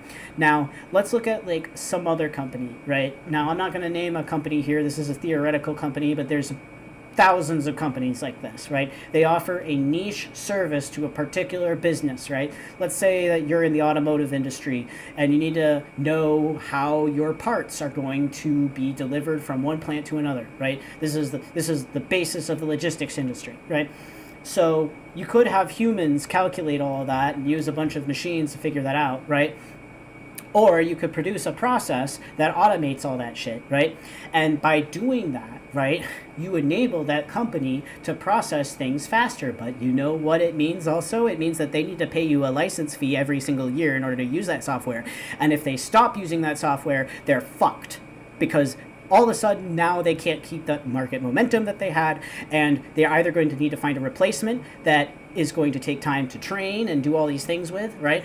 Or they're just going to have to say, we're fucked, right? So they cannot just cancel these things anymore because they're integrated into their process.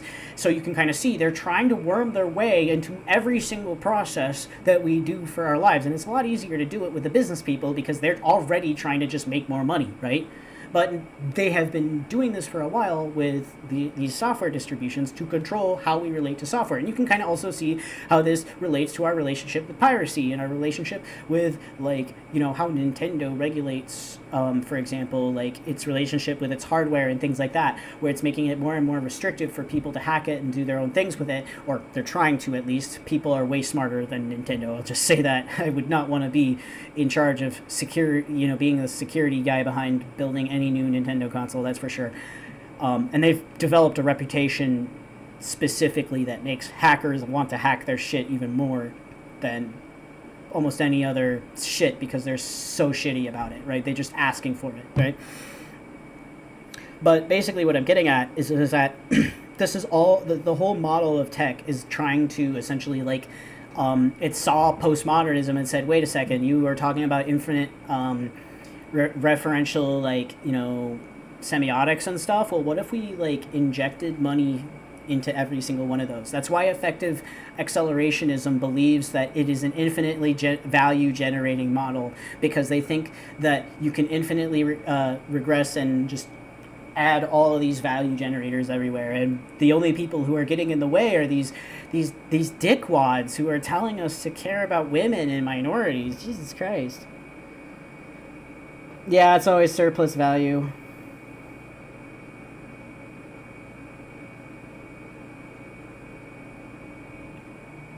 I should research Peirce a little bit more, because I do know that Deleuze and Guattari did have kind of an affection for him, but I don't know much about it. Thiel outlines in his book, PayPal had a suitably grand mission, the kind that post-bubble skeptics would later describe as grandiose. We wanted to create a new internet currency to replace the US dollar. Oh, look, just see what I just said, but minus the user interface part. That aesthetic part is important. From the beginning, Thiel has maintained a strong vision of a techno-libertarian future. Endless markets, endless... So real, Inferno, basically they just need to, with video games, they really just need to have it in the first few months to prevent any sort of, like, cracking or piracy. But with consoles, it's a bit more complicated. I don't really know the life cycle that they try to uphold it for. I do agree that it is a fool's errand. And the thing is that if you knew... so if you're into, like, hacking and homebrew and stuff, definitely read the history of homebrew, like Homebrew Channel and stuff. It's absolutely fascinating, and it just shows you just how incompetent the corporation actually is in actually trying to do this shit. Like, this, you know, ROM hacking and homebrew software and all of that is part of the reason why I even have hope for the world, because you just see how these guys actually implement it, and you're like, are you serious? Are you for real for right now? Like, for example, did you know that the Nintendo Wii will actually get bricked if you install a custom channel that doesn't have the appropriately sized banner image? Like, it will actually brick your fucking Wii if you don't have, like, a special bootloader installed. Yeah. Like, that's what we're dealing with here. And they don't care because it doesn't matter, because it's not like the consumer's gonna touch it anyway, and if they touch it, it's their fault. Innovation, endless technology. He spent his life putting this vision into practice as one of the most powerful men in the tech industry, and now the Trump administration. He's closer than he's ever been. Thiel and many other original PayPal employees. Yep, that's exactly. Isn't that what happened to that guy with the last name Bowser who got, like, sued, like, into oblivion because of, like, his shit that he was doing with Nintendo piracy? Hey, Real, have you published any ROM hacks? I'm curious. Like, what games were you hacking? Have gone on to become deeply influential in Silicon Valley, so much so that they were famously dubbed the PayPal Mafia. Thiel and other PayPal mafiosos have their hand nearly everywhere in the tech industry as entrepreneurs, investors, board members, you name it. Thiel himself has funded a number of projects including Facebook, OpenAI, LinkedIn, Palantir, and more. But this isn't just about making money. I mean, it is about money. Of course it's about money, but not just about money. Thiel has billions invested in philosophical projects, gene editing, defense startups. Yeah, that's because Thiel and all of his stupid cronies want to fucking create the best human race or whatever. I mean, that's basically, you know, it's kind of funny that they brought up the Democrats thing because, you know, that's kind of what, you know, neoliberal soft white power is about too. I mean, what do you think Bill Gates is fucking doing, you know? So, like, they just want to, like, they want to live forever, and they want to, like, eliminate the shitty people from the population. City building, authoritarian candidates. Thiel's path is emblematic of what motivates these. Hey, that's cool. I actually don't know very much about ROM hacking the Sega Genesis. I don't actually know very much about Sega consoles at all. I know quite a bit about the Game Boy Advance. So Pokemon Jupiter was a really stupid broken ROM hack, but the one thing that was really fun with Philo Wanderer, just to answer your question, it's probably going to be effective altruism. And I'm going to be really annoyed if this guy doesn't bring up Peter Singer. But yeah, it's probably effective altruism. That's what they all love. They love that shit because basically it's a eugenic project that makes them gods.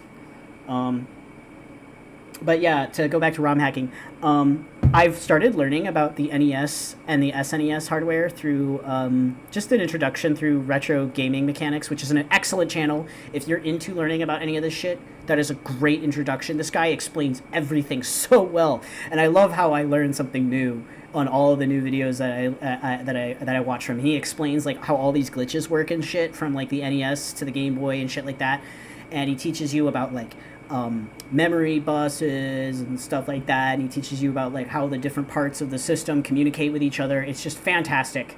If you want to learn how those old retro systems work, check out Retro Gaming Mechanics. That's one of the best channels on YouTube. I fucking love that channel. Spiky thing, let me read your comment.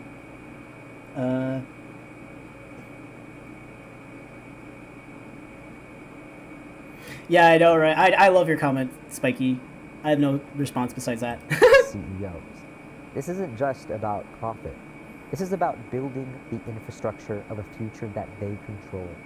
They want to be honored in statues. They want to be the face on dollar bills. And that's, again, goes back to effective altruism, where they're trying to save the world. That's why, like, we need to have a serious disabled resistance against this shit, which there already is some, but a lot of people are just not aware of how evil these people are. Like, they literally expect trickle-down economics through all their bullshit research projects that they're using funding that could go to studying our diseases and helping us, right? And actually, like, making people's lives better, right? And they're funding all of this bullshit because they know that it will help all their friends, and they're giving all the trickle-down shit so that they can go and say, look at, we're saving the Crips. Same fucking shit.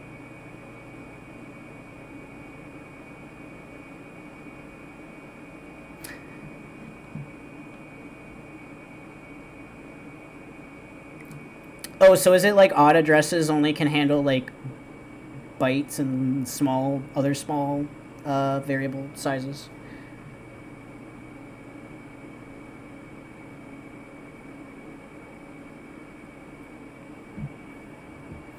I do know that the Game Boy Advance has actually 2 processors. Yeah, one's called ARM. It's just a typical ARM processor, and then there's Thumb. And they have to be accessed at different addresses. So in order to run an ARM execution, right, it has to be based in a address that ends in 048C, and then to be a Thumb address, it has to be 159D, I think. Very interesting shit. Yeah. That is pretty funny. That might be some, like, that sounds like, yeah, it sounds like some kind of weird quirk with the CPU where it can only handle, like, certain kind of address spaces or something. Not address spaces, sorry, address locations. Like, it's got, like, some, it must be, like, some kind of, like, it's kind of, like, similar to, like tables or arrays where it, like, iterates or something. I don't know. I guess bitcoins. Take Facebook's research in emotional manipulation from 10 years ago. It's not directly profitable. It's not exactly what the shareholders were asking for that quarter, but the power to wield subjectivity itself is an invaluable investment in human control. That is a really important statement. I think that's probably one of the most important things he's said in the whole video. We're talking about building the infrastructure of the future. We're talking about power. which means that at So, like, basically at this time, social media was trying to seize all of these images of futurism and shit that we were, you know, being suckered into at the time, and they tried to make them into this kind of, like, you know, this kind of platform that just controls everything. Just real quick, it's almost 10, so I'm gonna call it a night here. We're at 28 minutes exactly, so I think I'm gonna continue this on Friday, which is my next stream day. And it was nice meeting up with everybody. Let's see. Wow, 3 processors. So does it have some? So does the Z80 have something similar, with to the like V blank state or something, where you have to like switch between the two?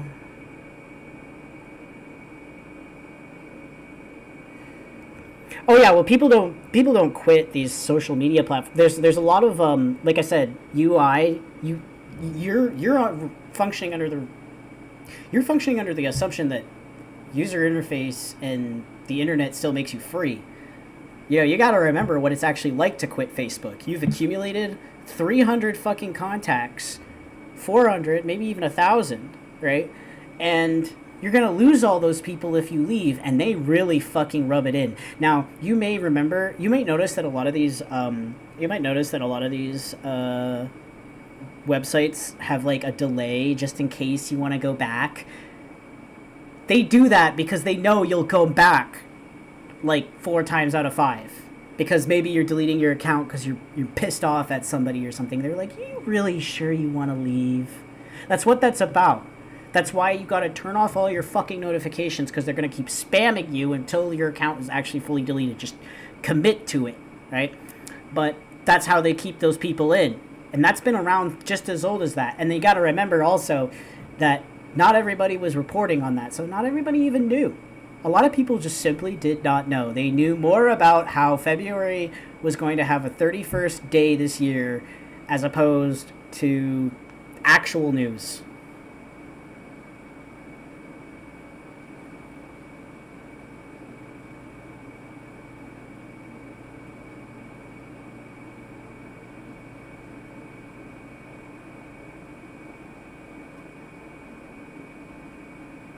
Oh, interesting.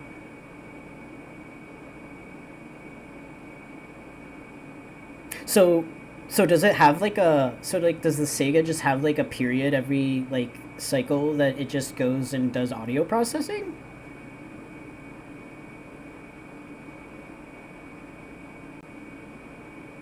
Yes, it's very addictive. There's actually a lot of research in psychology that's going into this.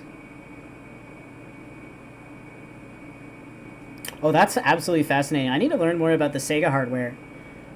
Like, I don't know anything about Sega hardware. I've always been into the Nintendo shit because I grew up with, like... Missing No is what got me into this shit. Missing No is, like, you know... Okay, so there's a video on my channel that I made in 2023 that if you're into this shit, you should watch it. It's called, where is it? Oh, wait, that's not what I want to do. How do I open the link in another tab? Okay. So, like, there's a video on my channel that if you're into ROM hacking, you should absolutely check out. It is called Creatures in the Cracks, The Story of Missing No. This is, like, one of my favorite videos, low-key, on the channel, because it's about how we were imposed as children these narratives about how games are supposed to work, how Pokemon is supposed to work, and because of a glitch that just happened during development, we experienced this whole new, like, way to interact with Pokemon that Nintendo tried desperately to try to suppress, that eventually led to the decompilation of the games, to the point where you can literally compile your own copy of the ROM if you really wanted to. Like, there's actually programs on there, and they're legally gray because they don't contain any of the intellectual property. They were written completely from scratch. They literally deterritorialized this game and then reassembled it into this. Isn't that amazing? I love the piracy and legally gray community.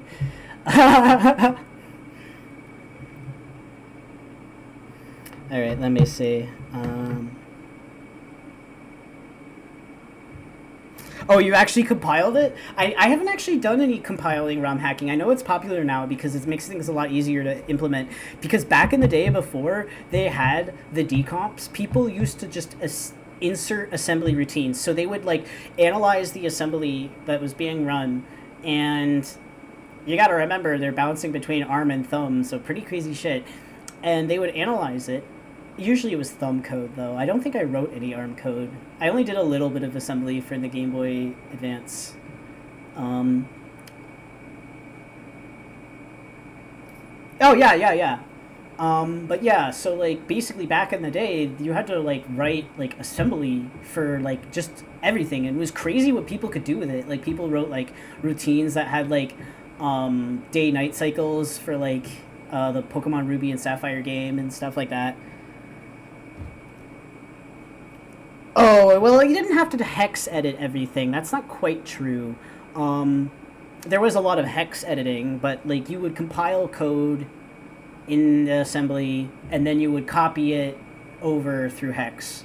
Now, it's kind of funny because I didn't use a hex editor. I used a tile editor, which is crazy, but it worked because tiles were just bytes represented as images and colors instead of numbers, and that helped me a lot because I have I have dyslexia, and seeing 0 and 8 1 billion times, especially when the ROM address is referenced in 08, is just mind-numbing to see all the fucking time.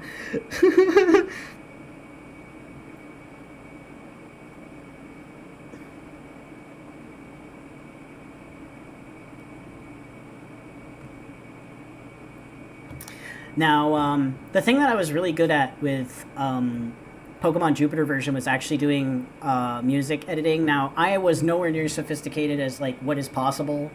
I was a total amateur, but I learned a lot of cool things. I used a wave converter to create the samples for certain instruments. I copied a bunch of samples from Golden Sun into Pokemon, so, like, I would take the actual, like, wave sample and just copy it, like, byte per byte, and then just repoint the values in hex. That was always fun, and you'd have, like, a notepad open so, like, you could remember all your addresses, and then you'd walk up, and then you'd come back, and you'd be like, what the fuck is all this? And then you'd have to look at it again, and then you'd have to, like, decipher it, and you're like, oh, yeah.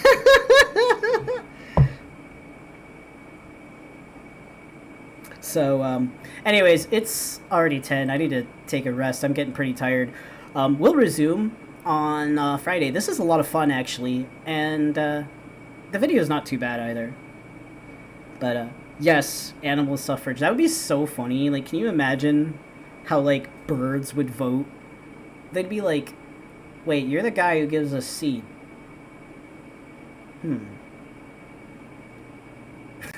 Anyways, I'll let you guys go. It's nice seeing you guys again. Hopefully I'll get another video soon. I want to do a video on Idiocracy, because, like, somebody mentioned it in my server, and I'm like, yeah, I think it's time. I think I gotta talk about this. Alright, see ya.